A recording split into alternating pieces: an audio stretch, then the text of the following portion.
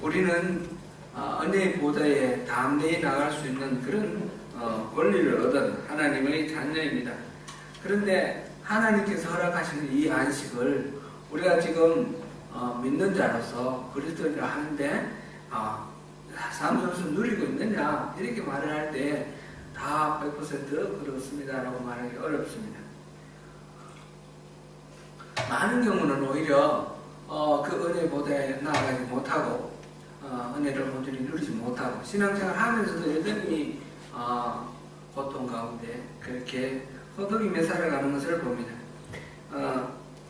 그래서 우리가 은혜에 나아가지 못하게 하는 장애물들 이런 것들을 우리가 마음을 통해서 한번 보려고 그러고 있는 중인데 지난 시간에 우리가 본 것은 죄책감입니다. 우리가 스스로 자아상을 너무 이렇게 완벽한 초인적인 자아상을 이렇게 설정해 놓고 그 초인적인 자아상을 내가 이룰 수 있다, 내가 달성할 수 있다 그러면서 열심히 이렇게 추구하는 그런 식으로 우리가 살아갈 때에 그럴 때 이 초인적인 자아에 우리가 도달하지 못함으로 인해서 끊임없이 좌절하게 되고 또 그것으로 인해서 그 도달하지 못한 것들 때문에 죄책감을 느끼고 스스로를 정죄하고 나는 왜 이럴까? 마땅히 이렇게 살아야 되는데 왜 이렇게 살지 못하는가? 그렇게 끊임없는 반복 속에서 이렇게 하나님의 안식에 이르지 못한다 하는 것을 보았습니다. 물론 죄책감이라는 것은 우리가 거룩함을 유지하기 위해서 반드시 필요합니다. 하나님의 백성으로서. 근데 여기서 우리가 문제 삼고 있는 죄책감은 그런 것을 얘기하는 것이 아닙니다. 죄에 대한 정당한 책임감을 말하는 것이 아니라 적절하지 아니하게 부당하게 자기에게 이렇게 억압의 그 사슬로 작용하게 하는 그런 죄책감입니다. 초인적인 자아상의 필요를 채우고자 하는 완전주의적인 행동주의, 또 우리가 율법주의라고 말했던 그거 우리의 노력, 우리의 의로 하나님을 만족시키고 또 우리를 만족시키려고 하는 이런 것들 때문에 거기서 미달됨으로 인하여 얻는 그런 죄책감, 이것들은 다 하나님이 기뻐하시지 아니하시는 그릇된 죄책감입니다. 이런 그릇된 죄책감으로부터 벗어나기 위해서 지난 시간에 우리가 살펴본 것은 두 가지 방법을 이야기를 했습니다. 첫 번째로는 그 죄책감이 진짜로 우리가 들여다봤을 때 죄의 책임이 누구에게 있는가 그걸 분별하라고 했습니다. 그래서 부당하게 내가 지고 있는 죄의 책임하고 내가 마땅히 내가 져야 할 죄에 대한 몫을 구분을 하라고 했습니다.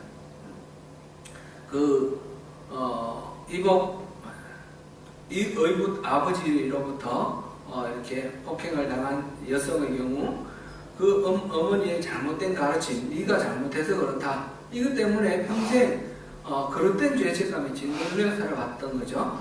그것을 분별해서 참으로 자기가 잘못된 부분이 뭐고 내가 부당하게 죄책감에 빠져있던 부분은 뭔지 그거를 분별을 해서 그걸 분리시키라 했습니다.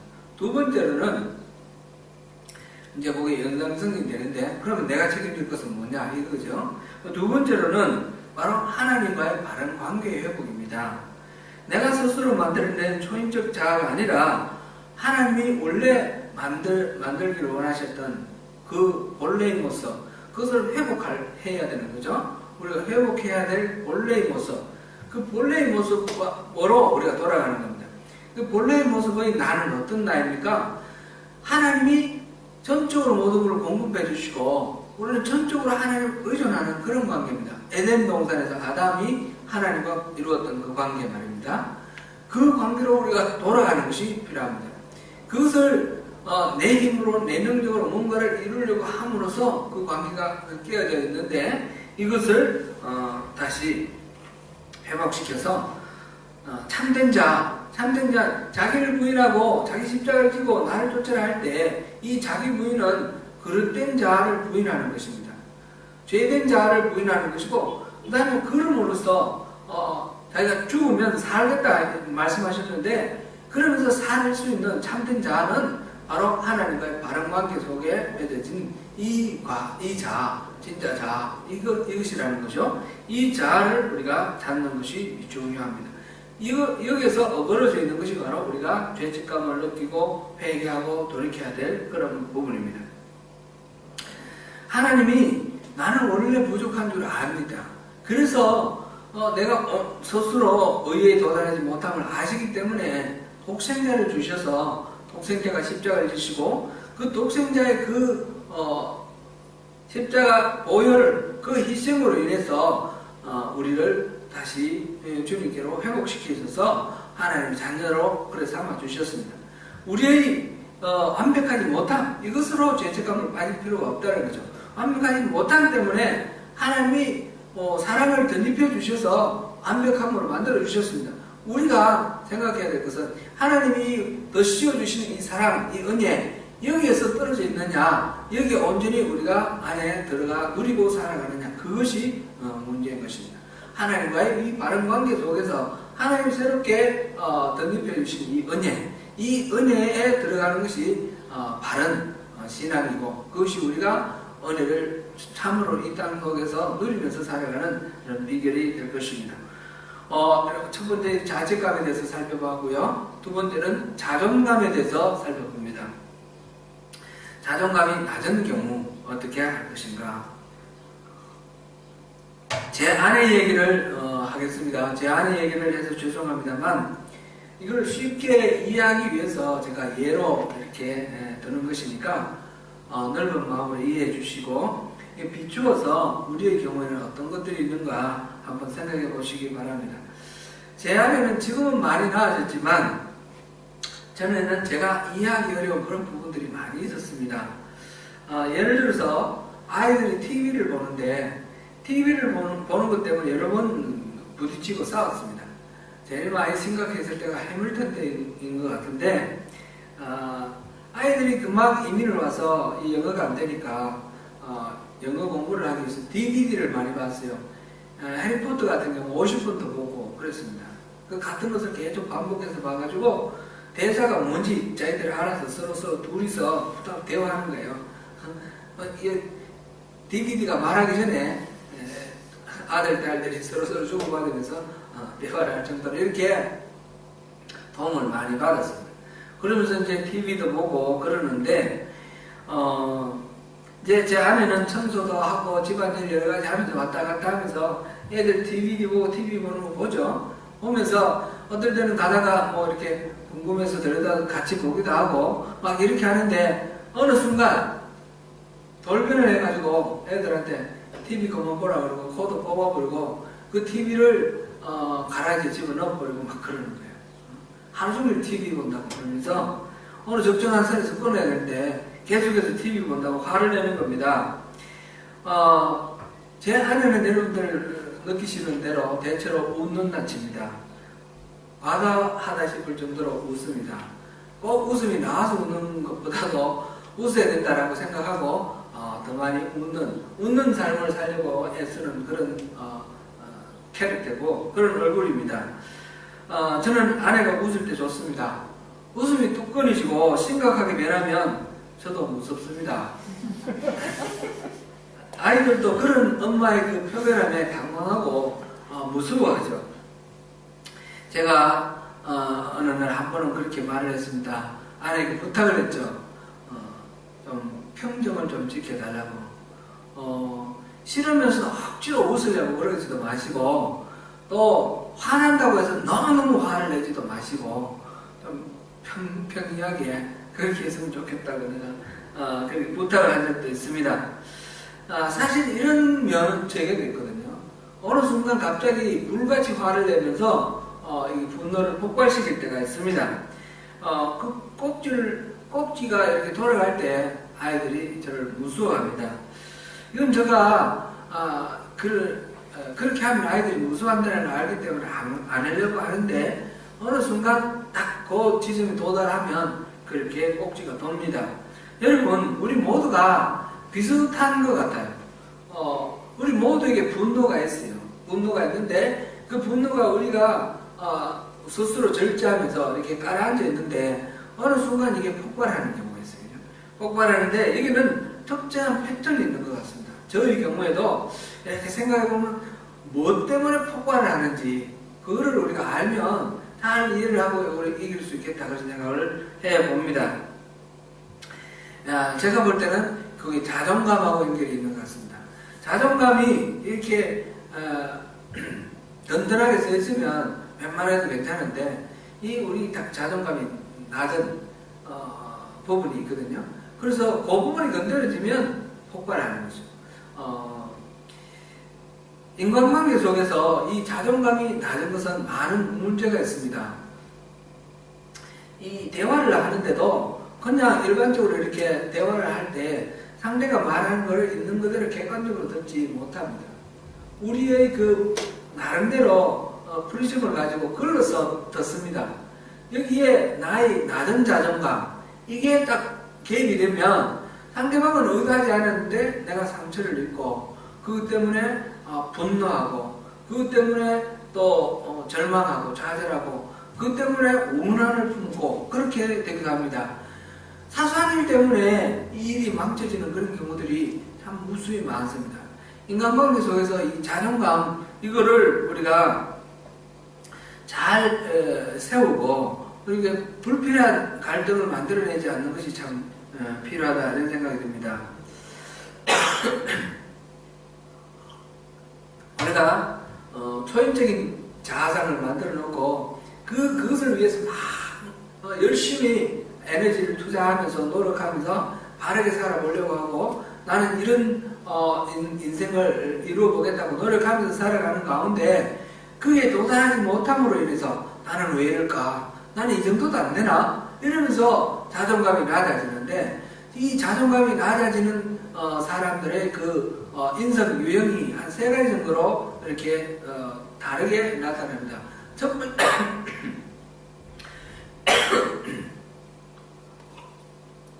첫 번째는 지배형이다 이렇게 표현하는데 주로 남성들에게 많이 발견되는 그런 유형입니다. 이것은 매우 성공지향적인 모습을 보입니다. 힘, 성취, 존경, 특권, 인정을 원하며 우월한 지위에 도달하는 것을 추구를 합니다. 그래서 다른 사람보다 힘이 많거나 지위가 높아지거나 돈이 많아지거나 이런 식으로 해가지고 권력을 많이 갖고 되고 이래서 다른 사람들이 이렇게 하라 저렇게 하라 막 지배하는 그런 위치에 올라감으로써 내가 스스로의 자존감을 높이려고 하는 것입니다. 근데 실질적으로 이렇게 높은 위치에 올라가면 자존감이 높아지느냐? 그렇지 않습니다. 이 높으면 높을수록 더 높은 사람도 있잖아요. 그러면서 자존감은 이 채워지지 않는다는 것을 스스로 발견을 하게 되고 그 때문에 더 한계를 느끼게 됩니다. 이 자존감의 문제는 이 낮은 자존감의 문제는 이렇게 성취를 통해서 해소되지 않는 겁니다. 외부적인 것으로 해소되지 않습니다. 내면적으로 이것이 해결돼야 됩니다. 두 번째 유형은 주로 여성들에게 나타나는데 자기 소멸형이다 이렇게 말합니다. 물론 이게 남성 여성을 다 부으면 되는 건 아니고요. 남성도 자기 소멸형이 있고 여성도 지배형이 있습니다. 있는데 이 경우에는 다른 사람들로부터 주어지는 애정, 그 사랑, 관심 이것을 통해서 자기의 자존감을 높여보려고 하는 것입니다. 이 경우에는 약하고 무력하고 과의존적이고 동조적이고 복종적이며 정이 많습니다. 동의를 원하며 비난을 두려워합니다. 소속감에 지나친 면모를 보입니다. 그 애정결핍증 이렇게 나타내는 보이는 거, 인간 중독 이렇게 나오는 거 이런 것들이 병적으로 나타나는 그런 부분이다 이렇게 말할 수 있습니다. 세 번째로는 후퇴형 또는 은둔형 이렇게 말할 수 있습니다. 이 경우는 자기의 자존감을 채우기 위해서 사람 속에 섞이지 않는 것입니다. 늘 따로 떨어져 있습니다. 외롭게 이렇게 삽니다. 그리고 지나치게 독립적이며 다른 사람들의 도움을 받지 않고 모든 것들을 자기 스스로 해결하려고 하는 그런 성향이 있습니다.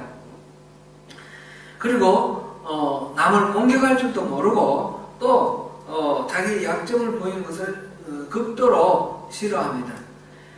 이런 유형들은 다 하나의 현상이죠. 낮은 자존감 때문에 나타나는 하나의 현상입니다.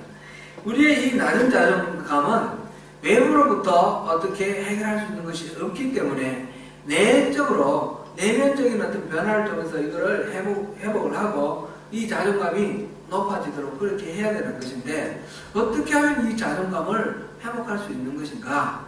그것을 우리가 오늘 한번 생각해 봐야 되겠습니다. 첫 번째로는 이 자존감이 낮은 이 원인이 있다는 것이죠.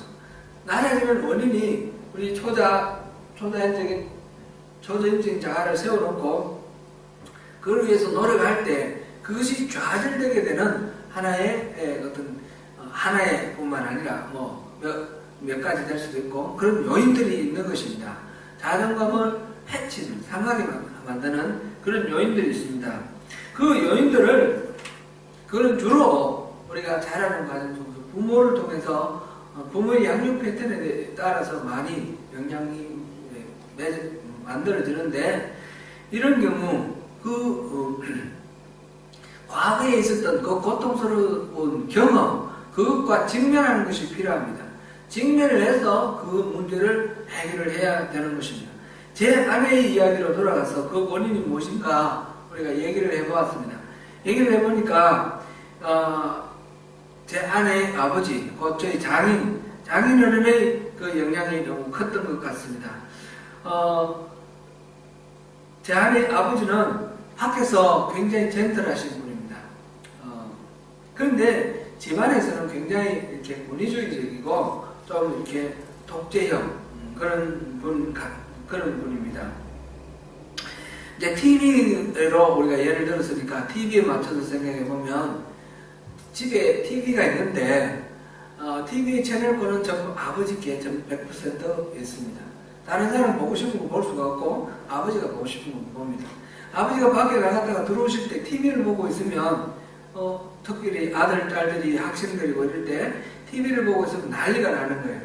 왜 TV 보냐. 그러니까 아버지가 오실 때 되면 TV 보고 있다가도 끄고 안 본 척하고 있고, 아버지가 오시면 얼른 싹딱 이제 TV를 끄고 안 그런 척하고 있는 거죠. 그러다가 아버지가 이제 TV를 켜시면 슬쩍 나와서 옆에서 앉아서 이렇게 겹불 쬐듯이 TV를 보고, 그러다가 적당한 데 빨리 들어가야 되고, 이런 식의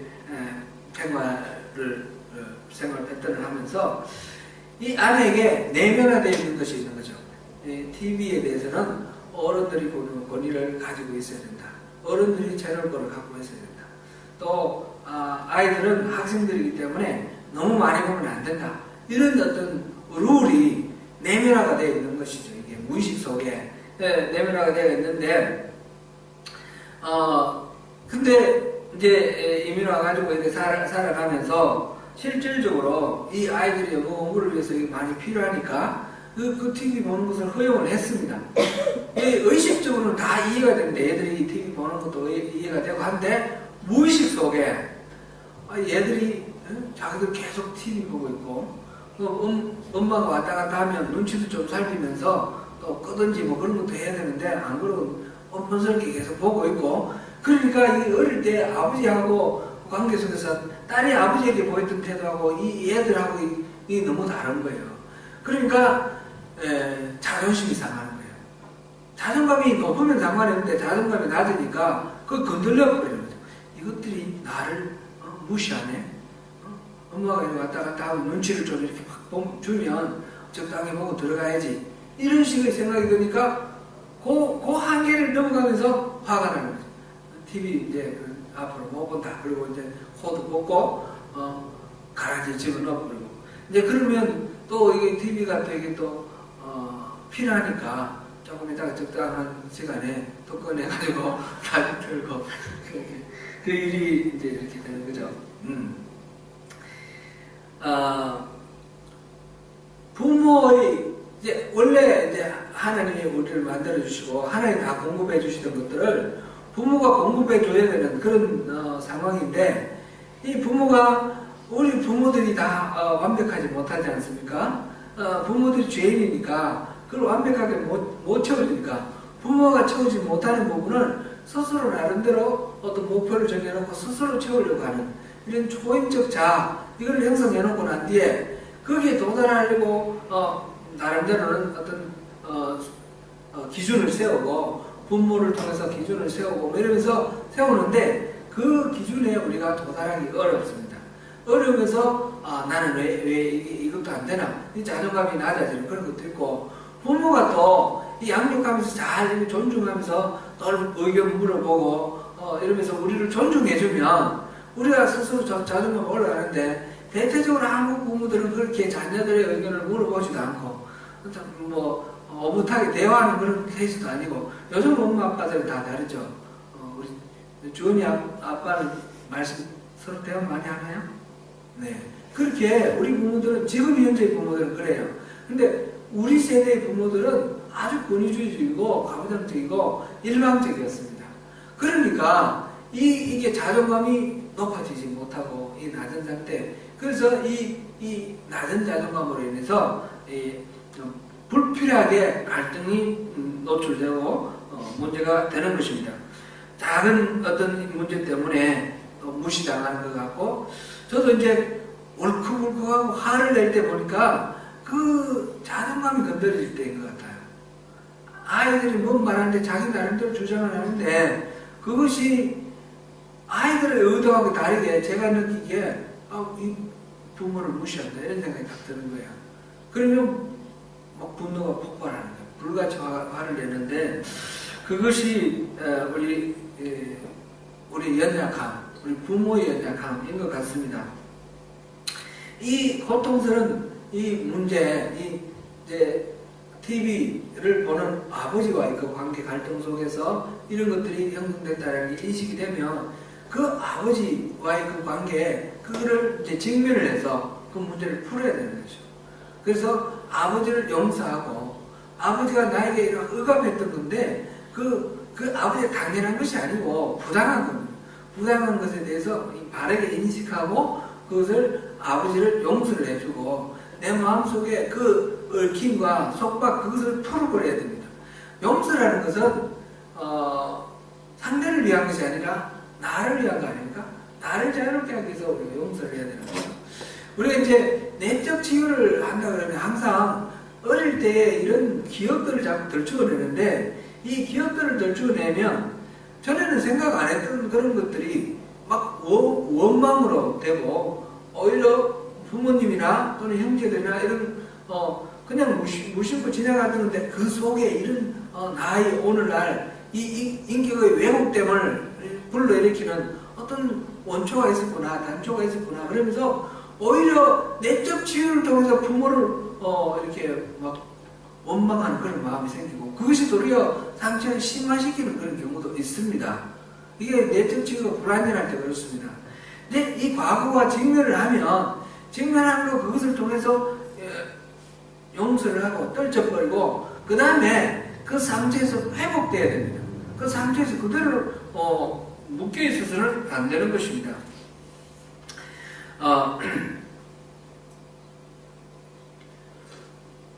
근데 이제 우리가 이제 문제가 되는 것은 이렇게 벗어나야 되는 이 상처 우리가 알게 되면 몰랐을 때는 모르고 지나가는 무의식 속에 있다가 이것이 계속 우리에게 문제를 불러일으켰고 알게 되고 난 후에 여기서부터 벗어나려고 하는데 잘 벗어나지 않는 것으로 인해서 더 우리에게 또 문제가 될 수도 있습니다. 마치 늪에 빠진 것 같아요.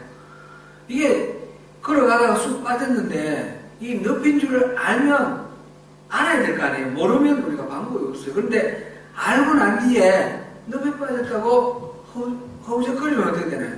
점점 깊이 빠져들어가지고 나올 수가 없어요. 그래서 이 과거의 나의 이 문제, 낮은 자존감의 원인이었던 이 사건, 이 원인을 우리가 발견을 하고 그 다음에 이거를 이제 하나님의 방법으로 용서를 하고 이 사슬을 풀어내는데 그것이 늪에 빠진 것처럼 나 혼자 허우적거려서는 안 되니까 도움이 필요한 거죠. 늪에 빠졌을 때는 다른 사람이 밧줄을 던져주든지 아니면 막대기를 이렇게 넣어주든지 해서 자꾸 당겨줘야 되는 거 아닙니까? 하나님의 도우심이 필요합니다. 바로 성령의 도우심. 이것이 이 내적 치유는 결국 내가 치유하는 것이 아니고 하나님이 치유해 주시는 거죠. 하나님 도우심이 필요합니다. 하나님 도우심을 구하는 그것이 우리에게 아주 절대적으로 필요한 것입니다. 오늘 본문 한번 보겠습니다. 다시 본문 3장 1절 같이 읽습니다. 시작. 보라, 아버지께서 어떠한 사랑을 우리에게 베푸사 하나님의 자녀라 일컬음을 받게 하셨는가.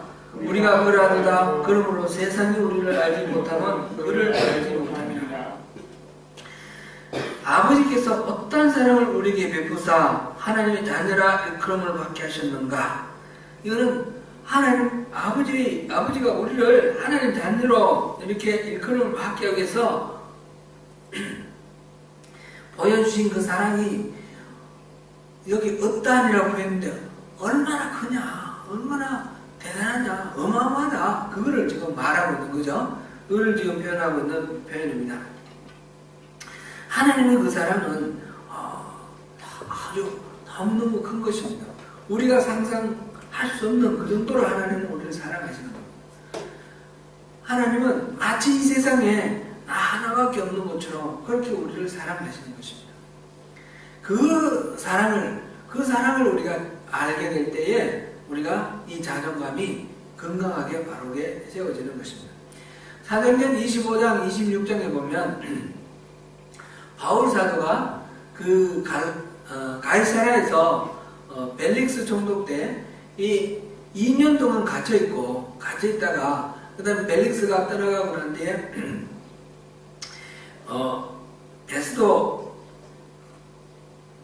베스도라는 새로운 총독이 와가지고 바울을 만나는 그런 장면이 나옵니다. 베스도가 신임 총독이 부임을 해가지고 예루살렘에서 그 대제사장과 관리들을 만났는데 이제 새로운 사람들이 총독이 왔으니까 여러 가지 현안들, 중요한 이슈들 말할 거 아닙니까, 그죠? 그래서 이 현실 상황을 잘 파악을 하고 그 다음에 이제 계속해서 총독의 역할을 감당할 수 있도록 그렇게 하는데 이 대제사장을 비롯한 이 유대인들의 지도자들이 맨 먼저 얘기한 것이 바울 사도에 대한 이야기입니다. 바울을 예루살렘으로 데려와서 재판하라. 그러면서 예루살렘 올 때 중간에 도중에서 죽이려고 하는 겁니다. 그러니까 이 베스도가 이상한 겁니다.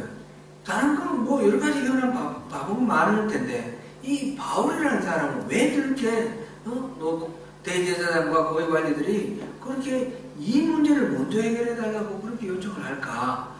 그래서 돌아와서 물어봅니다. 바울에게 물어봅니다. 너 무슨 죄 짓냐? 그래 보니까 뭐 죄 짓는 것도 없는 것 같아요. 그리스도라는 사람이 살아났다고 부활했다고 그렇게 전했다고 잡혀 있는 거예요. 그런데 죄가 없으면 보내줘야 되는데 이 벨릭스는 2년 동안 보내주지 않고 있었어요. 혹시 무슨 뇌물이나 바칠까 그걸 바라면서 그냥 이유 없이 불을 해놓은 거예요.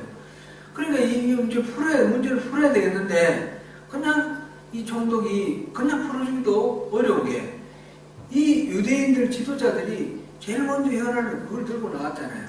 그러니까 이 사람들의 관심사이기 때문에 함부로 할 수도 없는 거예요. 그리고 고민하고 있는 중에 아그리파 왕이 찾아왔어요.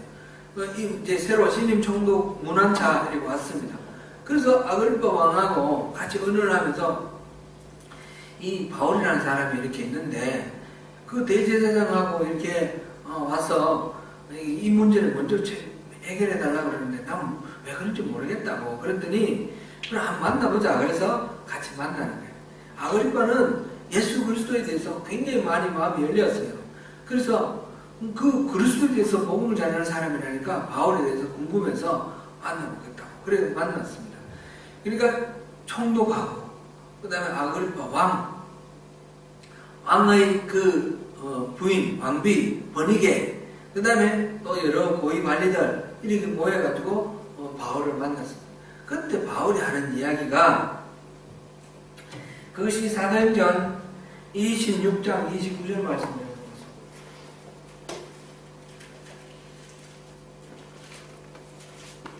사도행전 26장 29절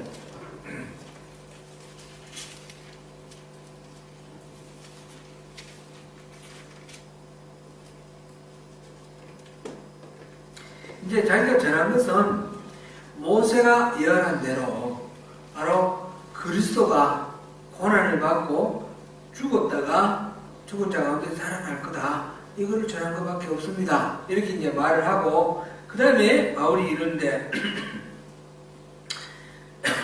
26장 29절 같이 읽습니다. 시작. 바울이 이르되 말이 적으나 많으나 당신뿐만 아니라 오늘 내 말을 듣는 모든 사람도 다 이렇게 결박된 것 외에는 나와 같이 되기를 하나님께 원하나이다 하니라. 지금 죄수로 지금 잡혀있는, 구류당하고 있는 이 바울이 그 총독과 왕, 고위관리들 앞에서 여러분들 다 나같이 되기를 원합니다. 내가 지금 결박되어 있는데 결박된 거 외에 전부 여러분 다 나처럼 되면 좋겠습니다. 이 얼마나 놀라운 자존감입니까? 이 바울의 자존감은 참 어느 누구에게도 미치지 않는, 누구에게도 주눅들지 않는 당당함이고 자랑스러움이고 건강한 것입니다. 바울 사도가 어떻게 이렇게 건강한 자존감을 가질 수 있었습니까? 바울 사도는 예수 그리스도, 부활하신 예수님을 만났기 때문에 그렇습니다. 예수님이 만나서 바울 사도에게 사명을 주시고 예수님이 이거를 전하라고 하셨기 때문에 바울 사도는 세상의 어떤 권력도 무섭지 않고 세상의 어떤 고난도 두렵지 않습니다. 나는 하나님이신 예수 그리스도, 부활하신 예수 그리스도, 그분이 나를 세웠다. 그래서 바울 사도는 편지 곳곳마다 바로 예수 그리스도의 종된 나 바울 이렇게 말을 하면서 자기의 정체성을 예수님과 연결시켜서 이렇게 말하고 있습니다. 우리가 예수를 만난다면 우리 또한 바로 이런 놀라운 자존감, 이것을 우리가 가질 수 있습니다. 새롭고 기쁜 차원에서 하나님의 사랑과 그 은혜를 경험하는 것이 바로 이 상처 입은 그 고통, 그 우리 과거의 그런 것들을 완전하게 도려낼 수 있는 그런 완벽한 치료법이 될 것입니다. 그 상처를 직면하고 그것을 상처를 준 사람을 용서하려고 하는 이 인식, 자기 인식, 이게 문제였구나, 이걸 깨닫는 것이 수술이라면 그 다음부터 거기에서 놓여나서 실제로 그것만 인식하는 것이 아니라 그 다음에 성령의 도움으로 계속해서 거기에서 벗어나게 되는 삶을 살아가는 것, 이것이 이제 말하자면 재활훈련이다, 이렇게 이해하면 되겠습니다. 그 의식만 해가지고는 해결이 안 됩니다. 수술만 해가지고는 해결이 안 됩니다. 무릎 관절 문제가 생겨서 수술을 했다면 수술하고 나서 가만 놔두면 굳어서 못 씁니다. 계속 움직여야 된다. 물론 아프고 고통스럽고 쉽지 않지만 억지로라도 움직여서 재활훈련을 할 때 그것이 정상적으로 돌아오지 않습니까? 바로 이 과거의 그 문제에 직면을 해가지고 그것을 맞부닥쳐서 그것을 용서할 사람은 용서하고 또 버릴 것은 버리고 이렇게 벗어날 것은 벗어나는 그런 결단을 하고 그 다음부터 성령의 도우심을 받아서 이 늪 속에서 내가 허우적거리지 않고 나올 수 있도록 나를 끌어달라고 우리가 기도하면서 그렇게 우리가 살아갈 때 우리가 온전한 자유를 이루고 우리의 그 낮은 자존감으로 인해서 겪게 되는 여러 가지 문제들로부터 자유롭게 되는 것입니다. 누가 뭐라 그래서 그 말하는 것 때문에 우리가 상처를 입는 것이 아니라 내가 이 자존감이 낮아서 입는 상처가 너무 많습니다. 우리가 여기에 지금 이렇게 건드려도 안 아프지만 여기 살갗이 만약 벗겨지고 여기 화상을 입었거나 해서 벗겨졌다 그러면 스치기만 해도 아픈 겁니다. 문제는 아픈 그 고통의 문제는 내게 있다는 것을 우리가 주목을 하게 되면 우리가 더 훨씬 쉽게 문제에서 벗어날 수 있습니다. 말씀 이렇게 우리 일상생활 속에서 우리 신앙생활을 하면서 우리가 함께 만나고 헤어지는 그 과정 속에서 가장 많은 것들이 여기에 있는 문제인 것 같습니다.